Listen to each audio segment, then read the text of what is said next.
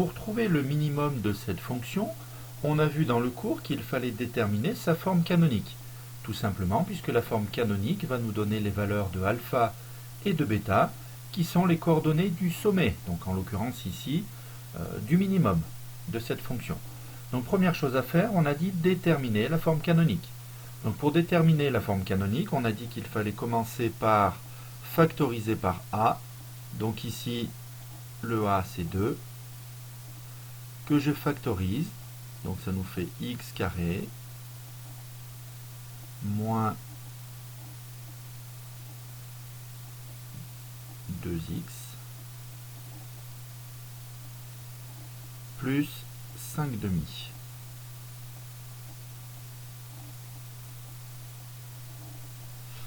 Ensuite, dans la forme canonique, on a dit que le plus simple, ce serait effectivement de trouver le début d'un carré. Donc le début d'un carré, c'est toujours la même chose, c'est toujours ça que je veux donc élucider en termes de carré. Donc étrangement, ça ressemble à a moins b, le tout au carré. D'accord? Donc le a moins b, on va l'écrire x au carré moins 2x. Donc c'est quoi comme début de carré? A priori, c'est le début du carré de x moins 1.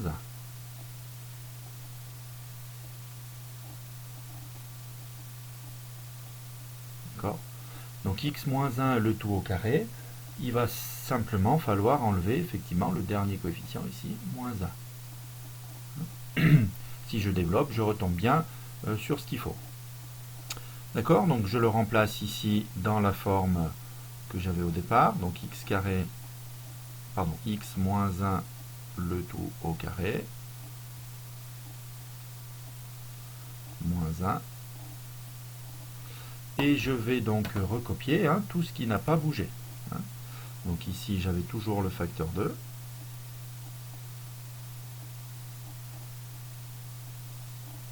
D'accord? Et j'ai bien toujours le plus 5 demi derrière.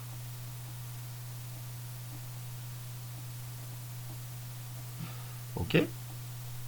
Donc il reste à simplifier tout ça et à donner donc la forme canonique. Donc ce qui donne ici 2 facteurs. Donc 2 facteurs de x moins 1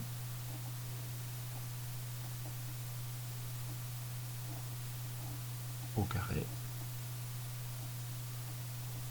Et moins 1 plus 5 demi, et ben ça fait 3 demi. Donc plus 3 demi.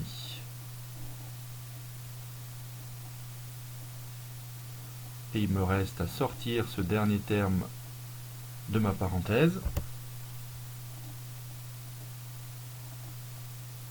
Donc 2 facteurs de x moins 1 au carré, donc plus 3. Et voilà ma forme canonique. Donc pour la forme canonique, on a dit effectivement que j'avais donc les valeurs de alpha. Donc le alpha ici vaut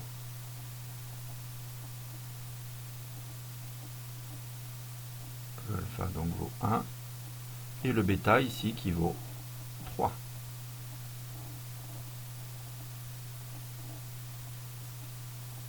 D'accord? Donc ici on peut dire que la fonction f de x admet un minimum, puisque le valeur de a est positive, donc la forme, la représentation graphique de cette parabole, c'est une parabole qui est orientée donc vers le haut. Donc si elle est orientée vers le haut, j'admets bien un minimum. Et ce minimum, il est bien atteint en ce sommet-là de coordonnées alpha égale 1 et bêta égale 3. Donc le minimum ici, donc il est bien atteint. Donc le minimum, il est bien atteint pour alpha égale 1, donc ça c'est l'abscisse du minimum, et pour bêta égale 3. Donc ça c'est bien la valeur de ce minimum.